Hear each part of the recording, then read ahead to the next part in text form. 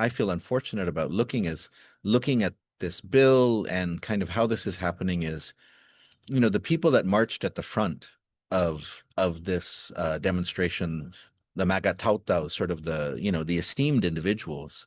These were people who had been fighting for the issue of decolonization for 50 years, 40 years, people who had gone to DC, to New York, and looking at this bill 242-38, it needed that wisdom. It needed the wisdom of Robert Underwood. It definitely needed the experiences of Hope Cristobal, BJ Cruz.